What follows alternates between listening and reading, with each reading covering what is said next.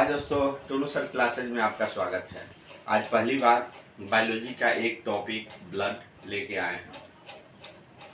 अगर वीडियो अच्छी लगे तो शेयर कीजिए, लाइक कीजिए, सब्सक्राइब कीजिए।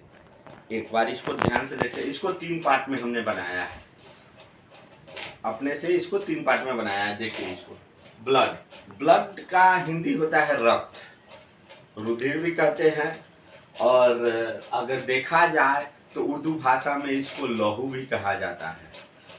दूसरा चीज है कि ब्लड के अध्ययन को सेरोलॉजी कहा जाता है, या कभी कभी हेमाटोलॉजी भी कहा जाता है। उसमें नहीं जाना है, सेरोलॉजी या हेमाटोलॉजी, रक्त का अध्ययन सेरोलॉजी या हेमाटोलॉजी।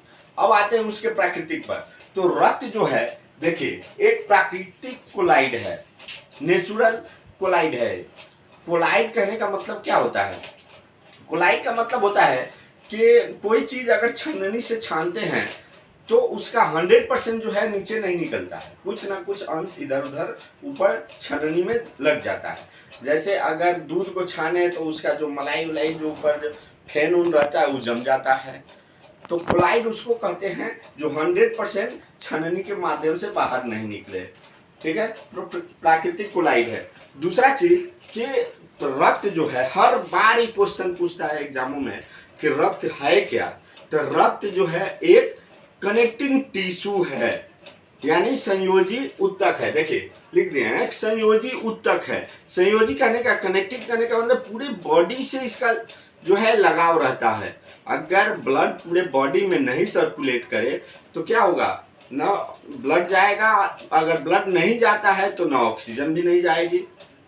तो ब्लड जो है एक संयोजी उत्तक है, पूरे शरीर से जुड़ा हुआ है। तीसरा, रक्त का पीएच मान जो होता है वो होता है 7.4, यानी अगर कहें तो 7 से ऊपर जो होता है वो क्षार कहलाता है। 7 से ऊपर जो होता है क्षार कहलाता है, 7 से नीचे जो होता है वो अम्ल कहलाता है, 7 जो होता है वो उदासीन विलयन कहलाता है। तो रक्त का पीएच मान जो होता है 7.4 होता है, यानी ये क्षार है। ठीक है। तीसरा चीज, मेल में अगर देखा जाए, पुरुषों में, तो पुरुषों में यह 5.5 लीटर होता है और महिलाओं में 5 लीटर होता है।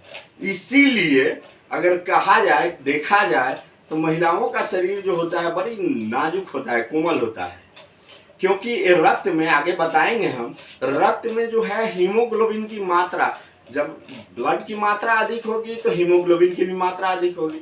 तो पुरुषों में जो होता है तो आयरन की मात्रा अधिक होती है और महिलाओं में कम होती है। पुरुषों में 5.5 लीटर होती है और महिलाओं में 5 लीटर होती है ब्लड। ठीक है। तीसरा, इसका निर्माण अगर देखा जाए सही में, तो रक्त का निर्माण जो होता है वो वयस्क में या बच्चा में, जो भी हो, जो जन्म ले लिया है उसके ऊपर जिसमें हड्डी आ गया, उसमें ये निर्माण कहाँ होता है, तो अस्थि मज्जा में, यानी बोन मैरो में। इसका अगर पूछा जाता है क्वेश्चन ना कि रक्त का निर्माण कहाँ होता है, तो रक्त का निर्माण कहाँ होता है, तो अस्थि मज्जा में होता है, यानी बोन मैरो में होता है। लेकिन भ्रूण में, जो पेट में अभी पल रहा है, उसका निर्माण कहाँ होगा रक्त का, तो उसका निर्माण जो होता है लीवर में होता है। रक्त का निर्माण लीवर में होता है। कहाँ, किसका, तो भ्रूण का, एम्ब्रॉय उसको बोलते हैं इंग्लिश में, एम्ब्रॉय का। एम्ब्रॉय में रक्त का निर्माण कहाँ होता है, तो भ्रूण में होता है। और एडल्ट पुरुष में जो होता है, महिला में होता है, रक्त का निर्माण कहाँ होता है, तो वो होता है अस्थि मज्जा में, यानी उसको बोन मैरो कहते हैं।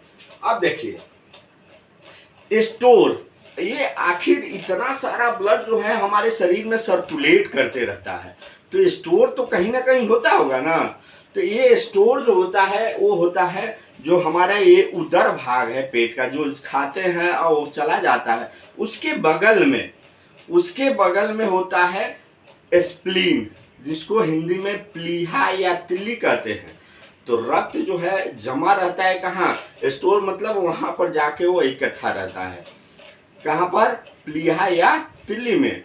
और देखिए, जो रक्त हमारे शरीर में खराब हो जाता है, खत्म हो जाता है, मृत्यु हो जाती है, वो भी कहाँ जमा रहता है, वो भी जाके प्लीहा या तिल्ली में ही जमा रहता है।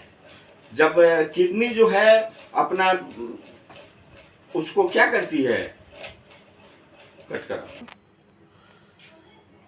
किडनी जो है जब रक्त का रिफाइन करती है तो पूरे ब्लड से जिसे घूमता है ब्लड, तो जितना खराब ब्लड होता है उसको क्या करती है, घींचते जाती है किडनी, उसको घींच के अलग करते जाती है और उसको रिफाइन में डाल देती है रिफाइन करने के लिए, और फिर रिफाइन होके फिर वो पहुंचा देती है हार्ट में। तो हमारा जो है जहाँ भी ब्लड इकट्ठा होता है वहाँ पहुंच जाता है, फिर वहाँ से अपना सर्कुलेट करना शुरू होता है। तो वही चीज, कब्र मतलब मृत्यु होता है। तो अगर कहा जाए कि रक्त का कब्र ग्राह क्या किसे कहते हैं, तो किसको कहते हैं, प्लीहा या तिल्ली को कहते हैं। अब देखिए सबसे महत्वपूर्ण चीज क्या है रक्त में, तो कोलेस्ट्रोल। कोलेस्ट्रोल जितना भी हम लोग वायली चीज खाते हैं, चाहे वो काजू हो, बादाम हो, पिस्ता हो या तेलीय चीज खाते हैं, वो कोलेस्ट्रोल होता है।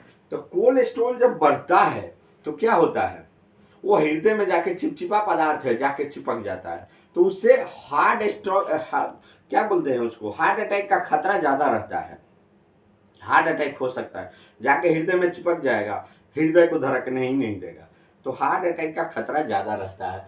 तो उसमें एगो मिनिमम रखा गया है कि 200 ग्राम प्रति डेसीलीटर होना चाहिए मनुष्यों में, क्या चीज, कोलेस्ट्रॉल की मात्रा। अब देखो हीमोग्लोबिन सबसे महत्वपूर्ण चीज ये है रक्त का। हीमोग्लोबिन में क्या क्या चीज होता है, हीमोग्लोबिन को एचबी से दर्शाते हैं, और इसमें जो होता है आयरन की मात्रा होती है जी, आयरन की मात्रा होती है। तो हीमोग्लोबिन में आयरन की मात्रा होती है। और अगर पूछा जाए कि रक्त लाल क्यों होता है, तो इसी हीमोग्लोबिन के कारण रक्त लाल होता है। हीमोग्लोबिन अगर शरीर में रहे नहीं रहे तो रक्त का रंग दूसरा पीला, हल्का पीला होता है। जहां हीमोग्लोबिन मिला कि वहां रक्त का रंग लाल हो जाता है, क्योंकि इसमें आयरन रहता है। अब देखिए हीमोग्लोबिन में आयरन की मात्रा होने के कारण, एकदम याद कर लीजिए, पूछता है कि रक्त लाल क्यों होता है, कुछ लोग ऐसे ही कुछ कह देते हैं, तो रक्त लाल हीमोग्लोबिन के कारण होती है। ठीक है, इसलिए इसका नाम रेड ब्लड कार्पर रखा गया। और इसमें किसकी मात्रा होती है, तो आयरन की मात्रा होती है। अब देखिए मेल में जो होती है वह 14 ग्राम प्रति डेसीलीटर होती है, और फीमेल जो होती है वह 13 ग्राम प्रति डेसीलीटर होती है, 1 ग्राम कम होता है। तो इसीलिए औरतों का शरीर जो होता है बड़ी नाजुक होता है। अगर एक फैट आपको दिया जाए आप बर्दाश्त कर लीजिएगा, लेकिन अगर एक फैट औरतों को एक झापड़ दे दिया जाए तो उसका लगेगा कि अंग कोई टूट गया।